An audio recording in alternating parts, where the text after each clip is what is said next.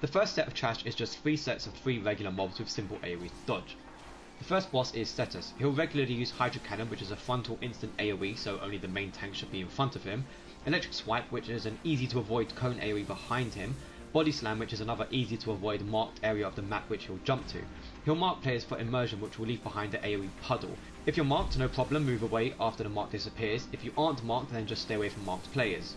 Symbiosis will summon at least 3 ads to deal with. The pups will cast Bite and Run, marking a player to be charged. Just burn them fast enough and they'll die without casting anything.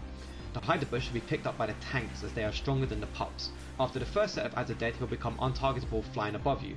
More ads will spawn this time. Again, tanks just need to grab the Hide-a-Bush and kill them down quickly, otherwise they'll roam around slapping people. Meanwhile, Cetus will mark players with a familiar dive bomb green mark. If you're marked, stand toward the edge of the arena to bait Cetus into dropping water bombs harmlessly away from the group. Rejoin the group when the mark disappears. Cetus will return when the ads are dead and cast Electric Wall, marking the entire arena for damage except his hitbox, and just stand on top of him to avoid this. After a short mix of the mechanics repeating, Cetus will travel to the centre of the room and summon 5 bubbles. At the same time, he will split the alliance in half. People outside the barrier will need to kill the 4 bubbles travelling in, and people inside the barrier will need to kill the 1 bubble inside. Failing this will wipe the raid. For the last phase, Cetus learns a new trick, Expulsion, which is a medium-sized AoE around him. Move away to dodge. For the second set of trash, usually players will mark A, B and C.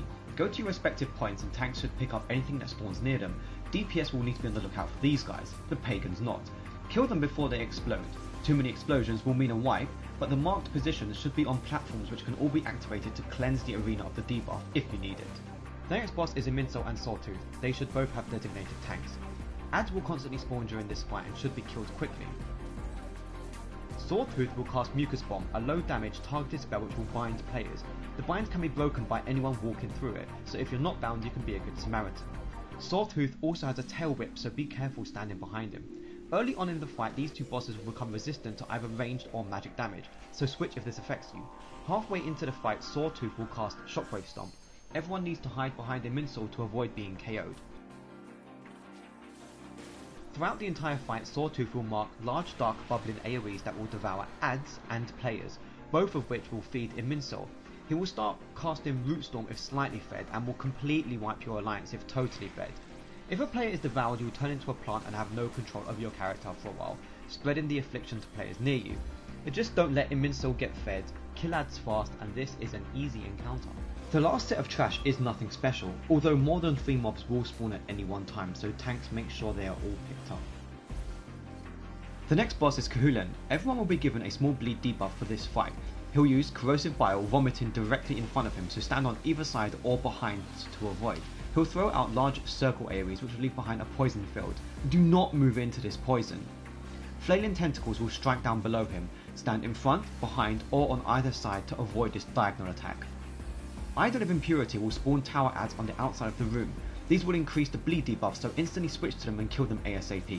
Bile Below is a room-wide AoE with the 4 platforms being the safe spot. Get to them ASAP. Void Pact will summon ads on the raised platforms. Kill these or tank them away from the platform, as Cahulan will try to eat them in exchange for a damage stack.